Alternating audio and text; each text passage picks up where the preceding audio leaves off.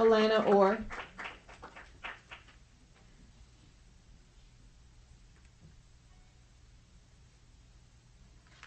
Thank you for having me tonight. Being that this month's theme is Parks and Recreation, I figured I'd piggyback off of that with my opening statement to mention that sex offenders aren't allowed within a certain area of parks. You understand that, right? Now, you might be surprised to know that judges in Ulster County Family Court have given child custody to registered sex offenders. How does this happen? It can start with a mother reporting abuse, either in family court, to CPS, or to law enforcement. And more often than not, these agencies don't respond the way they should. Oftentimes, a mother who reports abuse to family court ends up losing custody of her children, and sometimes, in some cases, isn't allowed to see them at all, not allowed to help them heal.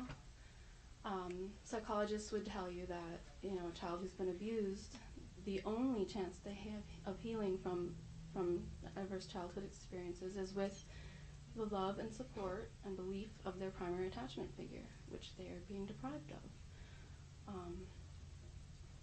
A lot of times family court judges defer to reports from Child Protective Services, and they're not, executed in a judicious manner. There's a lot of assumptions, there's a lot of bias against a woman who's in duress. A child can report that they're being abused, but they're not believed because of their age, and mothers are accused of coaching the child. Even if the child has injuries, sometimes they'll say it happened at a playground. The abusers are believed. When does an abuser ever admit to abusing a child? But even when there's unequivocal proof of abuse, it's not prosecuted, it's not handled properly, and CPS reports are indicated against the protecting parent. An indicated report means that there's evidence of abuse, and the abusing parent ends up with unsupervised visitation or custody entirely.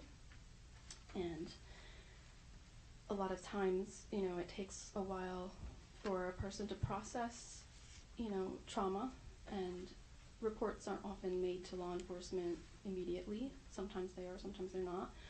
But what's happened, in my experience and in that of many of the women I work with in Equitable in America, are that when they're reported immediately, they're not prosecuted, and then when they go back with the report that they've gotten, they're not prosecuted because it's too late, even if it is within the statute of limitations.